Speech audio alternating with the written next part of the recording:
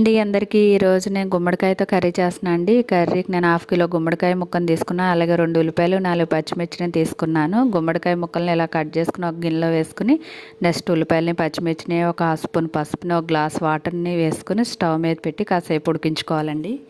కాసేపు ఉడికిన తర్వాత ముక్క మెత్తగా అయిన తర్వాత 2 స్పూన్స్ కారం, 1 స్పూన్ సాల్టు, ఆ ముక్కలకు సరిపడా బెల్లం వేసి మరి కాసేపు ఉడికించుకోవాలి. ముక్క మెత్తగా ఉడికిన తర్వాత స్టవ్ ఆఫ్ చేసేసి నెక్స్ట్ తాలింపు వేస్తున్నా అండి. శనగపప్పు, మినపప్పు, జీలకర్ర, ఆవాలతో, వెల్లుల్లిపాయలు, ఎండుమిర్చి, కరివేపాకుతో అయితే తాలింపు వేస్తున్నాను. తాలింపు బాగా వేగిన తర్వాత నెక్స్ట్ ఈ కర్రీకి వచ్చి ఇంగు వేసుకుంటే చాలా టేస్ట్ ఉంటుందండి. లాస్ట్లో ఇంగు కూడా వేసేసుకుని నెక్స్ట్ ముందుగా మనం ఉడికించుకున్న గుమ్మడికాయ ముక్కలను కూడా ఇందులో వేసేసుకుని కాసేపు ఫ్రై చేసుకోవాలి. లాస్ట్లో కొత్తిమీర వేసేసుకుని సర్వ్ చేసుకోవటమేనండి. టేస్టీ గుమ్మడికాయ కర్రీ అయితే రెడీ అయిపోయింది.